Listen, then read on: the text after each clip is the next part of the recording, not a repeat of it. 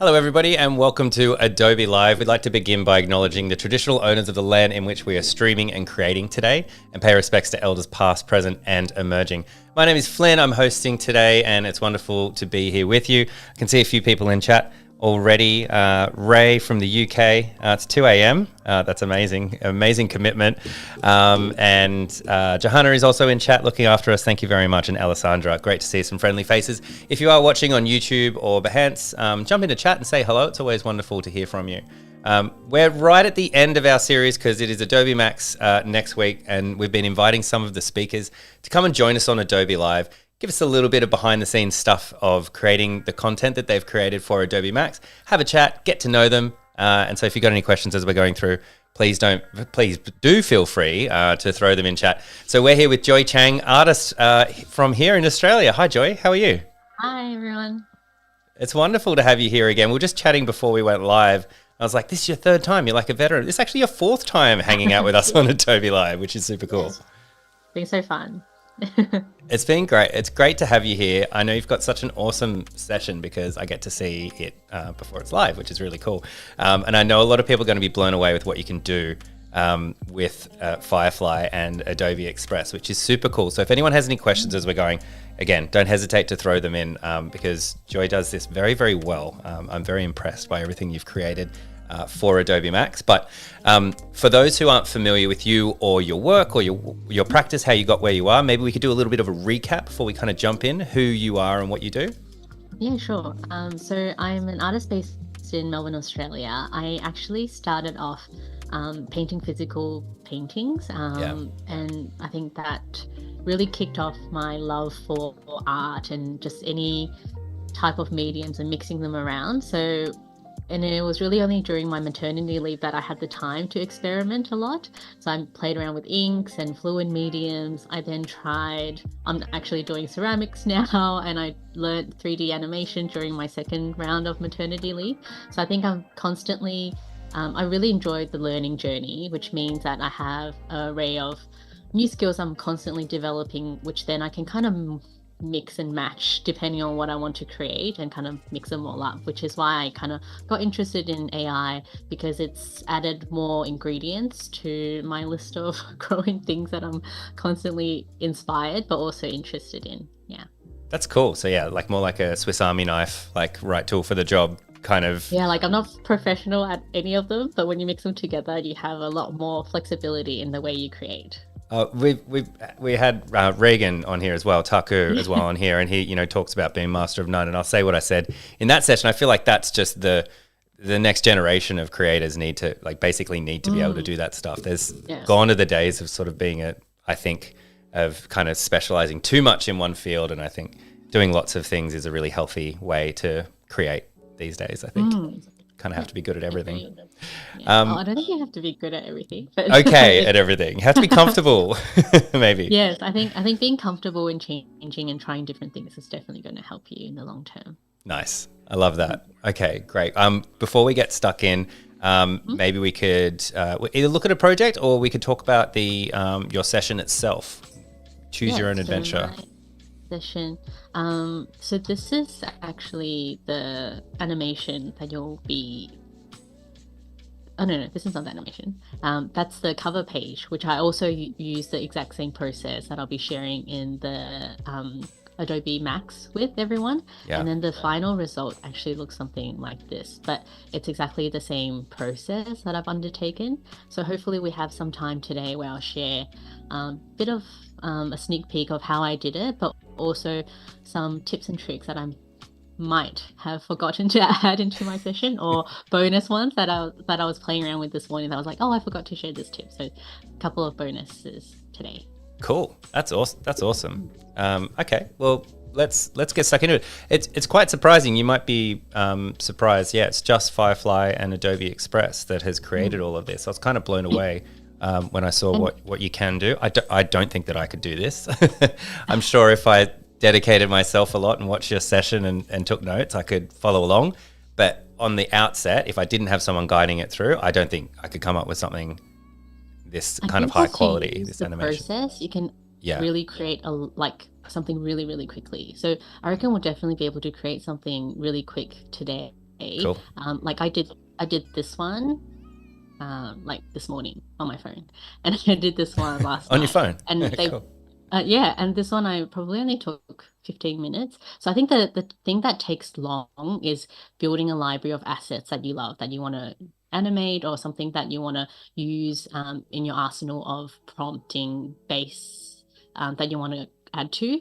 But I would also encourage you, like, bring your existing artworks of any type of medium that you want to play with, because that will add your own taste, but your own personal style into your creation. So not everyone will have the exact same things. That's great. Yeah. Okay. Excellent.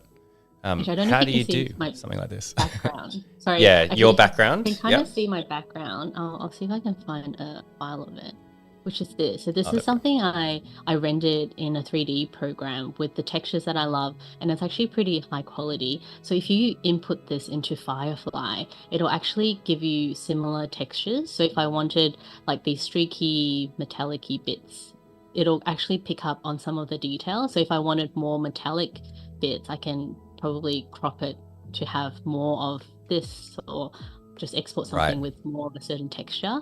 And then like so this is a composition reference that I use of that image that I created in my background, and it gave me something like that, and these ones as well. So it's really amazing what you can do, because this is the image composition but also the reference to get something very similar, but then I use the same reference image to get the color palette of a different subject.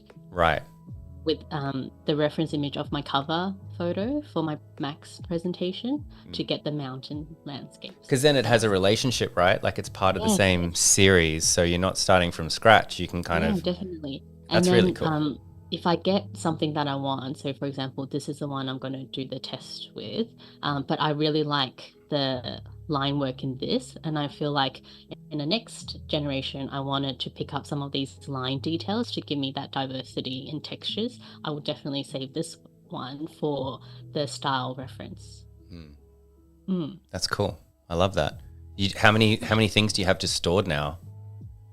Too many. I bought an external hard drive so I can. Yeah, you'll end up having to get it like a RAID storage or something.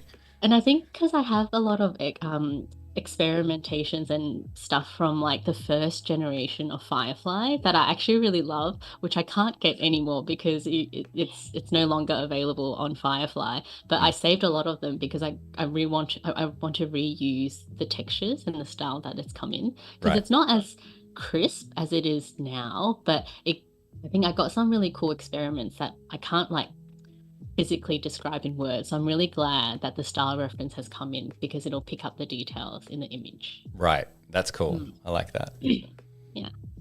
So shall we get into Express, or did you want to talk a bit about prompting? I did want to talk a bit about prompting because I'm not sure how much is in the session. I can't remember how deep you go into the prompting, but I know that you have an approach to prompting that's actually helped me with my prompting. So I keep saying the word prompting. Can you just kind of explain kind of the chipping away and building out? I think it just might help people out. Yeah, sure. So I think if you're wanting something specific, I think go very literal. Like I would, like if you're just after a specific mountain or a specific flower, then put that at the start of the prompt, because that'll be the main focus of what you want the AI to pick up. And I think it'll actually take up very literal words and give you exactly that. So I think be careful when you're prompting something general, because whatever word you use, it'll take the literal sense of it and give you a physical replica of that. So when you start joining words to describe something, it might break like the 3 words that you think are linked together into 3 separate things, and you'll get a result that you might not like. But if you're after something really abstract, you can remove the composition reference. So with this one, I turned the strength up because I wanted the mountains to be a focus, so that it'll really copy what's already given. But if I don't want it and I want to kind of see a variety of different generations in terms of the composition, I would actually remove this altogether just to see what I get. And then from those results, there might be one that's closer to what I'm thinking, and then put that back into composition. So I think mix and match you can go really specific or really general. And I think that comes down to prompting as well. And I think if you're not good with words, use images. Use images to give you that start. And then from those results, you can then continue to add and prompt and can crop even. One thing I think one of the tips is if you're using something like a widescreen, your composition, if you submit like a portrait one, it will kind of only grab the middle section and really stretch it out, and you actually won't get very good results. So if you're in the aspect ratio of a portrait image, make sure the mode is also set at portrait so it can replicate the exact dimensions as well. Right. Yeah. That's cool. I like that. Yeah. But I think also, I know a lot of people use Illustrator or Adobe Express to get the composition before you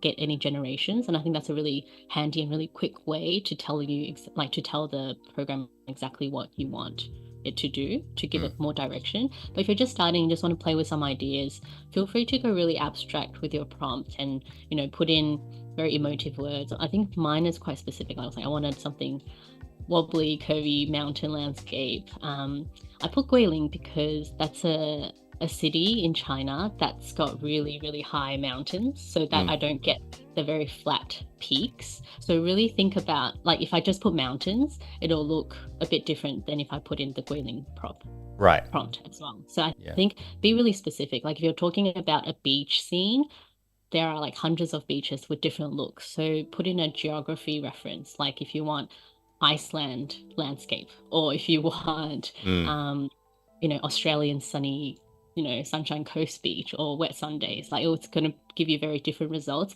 and you can dictate like exactly what parameters to focus that on. Or if you just put beaches because you want a variety of it, that might also be okay. So I think just be specific in what you want the outputs to be and kind of give yourself that control in the words that you use. That's great. Oh, very good. Yeah, thank you. Okay, cool. Well, yeah, I guess the magic of Express and how you kind of combine all this stuff is like kind of the magic source of everything. Oh, hey, Annika in chat. Just a reminder, we have a stream as well after this. So in under an hour, Annika will be on Adobe Live as well. And she's in chat. So hello, Annika. Great to have you here. Hello. Okay, so I wanted to stay on this page because if I'll tell you why I picked this image to do our live play. I started off with that mountain scene using the reference of my own 3D image to give me the textures and the color scheme that I love. And this kind of gives you a variety of things. And I think the main thing to make the animations look really seamless is having a really clear or crisp horizon line. So you can see this one is pretty straightforward. So then when I crop out the background, it'll actually look really nice. So this one will be a good one to use. This one will be harder to crop because even though it's like a really clear horizon line, you've got these bits that might be hard to kind of crop. You can use erase, which I think will work just as well, but this one will take slightly longer for you to get the right edges. It might even be easier to remove the water and the background directly in Photoshop. But if you're time poor and you just want to have a quick play, pick something that's going to be easy to input.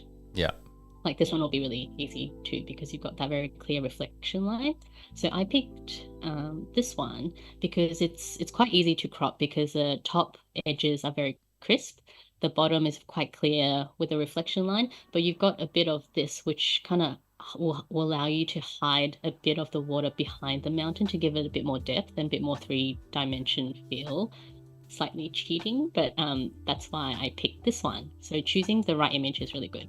Okay, nice. This is a tip I didn't add in my presentation, which is when you first add your image into Adobe Express and when you expand it, so if it's got sections that's out of the screen, make sure you have that. I would crop it to this, I don't know, what's this?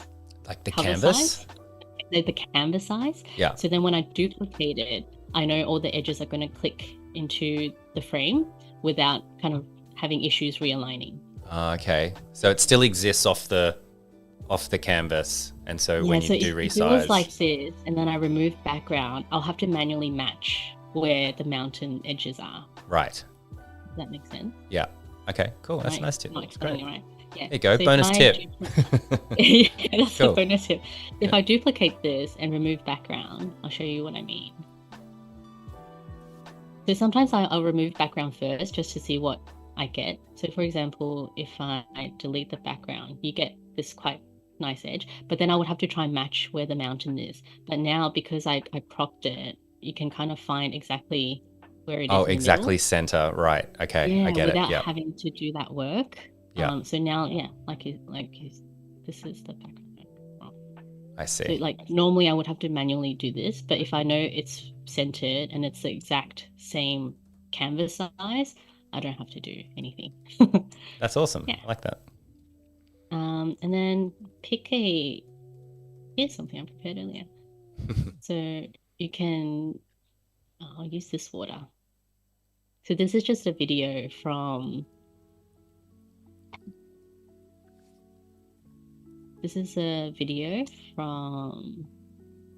one of the stock templates. So this is what Right. it looks like. And I picked this one because it's got a clear horizon. So I cropped this to match that so I don't get any of the sky textures. This way you can just really quickly expand. You can crop to save some space, but sometimes depending on the orientation of the image that I create, I see what looks the most realistic. Like I probably want more of the water on the edge. This is not the most realistic, but I didn't have time to pick a better one. But sometimes you can find the way the water flows, the direction to match your composition, so it looks a bit more realistic. This one is okay, so I'll just use this one and can play it. Can change the speed. I normally choose between multiply or screen depending on what I'm feeling. Maybe I'll do multiply and I'll bring down the opacity. So straight away you can kind of see like it feels like it's moving. And once I move that layer behind this, it's kind of blended in really nicely. Yeah. Yeah. That's cool. And then the cool thing is another trick is when you're getting the base image, if you know you're going to add clouds and water in the background, sometimes it's nicer to have an image without anything else in the background because you know you're going to add that in later. So if I had static clouds, some will stay there while some will be moving and they just won't look good. So I would keep it clean. And then another trick is if I want to bring different elements into the foreground or in the background, or if I want to create my own clouds, I can use this as a style reference to get the same color palette without doing too much color correction or too much post editing to get the graphics that you want. So if I want to look for a cloud video, that's great. And as we're going as well, if anyone has any other questions or comments, feel free to throw them in chat. We can always read them out or ask. Yeah. So for a video like this, for example, it looks like you're flying through the clouds, so it's not going to look realistic if I pick this one because you're not flying into the mountain. Yeah. So I would try to find something that kind of moves from left to right, or but because it's so abstract, it doesn't really matter. Like I'm not trying to make it look really realistic, but at least in the way you pick. So this one might be good, and this is a free one. And also like the height of it, I will probably match this rather than the top bit because it's more realistic that the bottom is the horizon line. And then you move this behind here just to have a look. So this looks a bit more realistic. And then you can choose screen it down. Like it can just be like a very gentle. And all of these animations can all happen at the same time. Right? Yeah. So this is kind of already done if you don't want to do too much. And then you can add text behind the mountain or in front of the mountain. And yeah, that literally took 5 minutes. Yeah, if I didn't, probably be a couple of minutes. So it's a really quick thing that you can do just for socials. Like if you want to make an announcement or you just want to share this new prompt, but add a bit more motion so you can share it as a reel. It's a good way to do that. That's really cool. I usually try and match the background and the foreground with the same blend mode so that they match. So this one is multiply at the bottom. So then if I'm doing this one, now it looks more seamless. So the contrast isn't too different. Right. So I will switch it depending on which one I liked. Yeah. So that's it.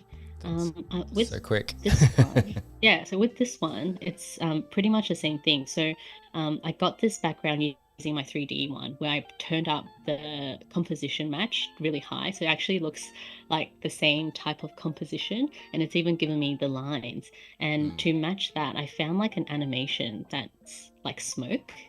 Right. So then it can kind of match the movement of like the fluidy stuff to make it more abstract. And then these mountain bits, it's the same theory. I just found another AI image I created, but I cropped out the mountain to kind of hide the horizon a bit, so it's not too obvious that it's two videos matched together, just to give it a bit more separation. And because mountains don't move, it doesn't have to be super realistic. And then yeah, I did the exact same thing. And this one is layered with two waves, two different types of waves to get different patterns to show. So you can overlay lots of different videos to get different effects. Right. Okay. And have like multiply your screen on so that you can see one below the other. Yeah. Mm-hmm. And if I wanted to, like, I can separate some of these flowers out and just have them moving really gently using animation directly in Express. So this one, for example, like I just put the text in to show that it can hide behind the mountains. Quite cute to kind of have it bop up and down. And the animation I use is directly through Express. That will just yo-yo. You can like. Do you think we're going to get any new animations? I hope week? So. I hope so. I feel like it's got to be like up there with the #1 request. Like the animations they've used are great. They're so good. But imagine if you had access even, to. If you can like position certain things, like the path or something, that would be amazing. Oh yeah. Actually, this one I did a bit more differently. So very similar. I've got the background, which is the exact export from Firefly. I then put in the sky using multiply, so you get a bit of cloud movement in the background. I then popped in another layer of the floor of the background, but just without the gap. So then I have a very clean edge of the mountain, and then the background isn't blending into the water bit. I then put the water and the mountain. So one trick is with the water, I didn't crop the horizon. So if you have something that you can't get rid of or you want to hide it a bit better, even though it's behind here, the edges didn't blend that nicely. So what I did is I put in with this mountain cropped out area, I reduced the opacity so it blended a bit more nicely with the video, right? Because it both faded, and then I popped in another layer of the full opacity so that it kind of faded a bit more gradually. Yeah. Than just the crisp edge. You can kind of see, like it's, yeah.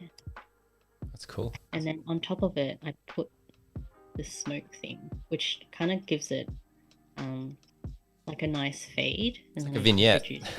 Yeah, like a not so circular, perfect vignette. Yeah. The repurposing this. And so this is for social as well. So what do you do with that? Like, how do you export it if you wanted to post it on social? Like, what's the? So you just download it as a MP4. Right. And it'll include all of the animations together and the layers. Yeah. It's really quick and easy to do. So if you have an announcement or you just want to, I don't know, put a inspirational quote, something to catch people's attention, you can do that however you like. Yeah. That's cool. And you said you did that on mobile as well, which is fun. I did that on mobile really quickly. So I think that's most of the tips. Just on this one, how did you do the reflection So that's reflecting to kind of make it look like it's kind of floating just above the surface, and then the other ones look like they're submerged. Yeah, so if you have so when you pick your images, always have something with an existing reflection. So then when you crop out just the top bit, it'll still have the reflection at the bottom. So then when you layer the water on top, it looks like there's something underneath. And what you can do, I think what happened with this one was when I first cropped it out, it actually cropped out the reflection as well. So after you do that, you just click erase, and then you can manually brush out that bit. Oh, so you can kind of bring it back. To just remove it. Cool. Yeah, and you can kind of see which bits it cropped out. Like this. See how I still got some of it? I was lazy. Right. You see it when you move it. If you can't see it in the final thing, then it's all good. I can kind of see it now that I've mentioned it. Let's see if I can remove. But sometimes it removes too much because it's quite sensitive. If I reset it, I remove the background.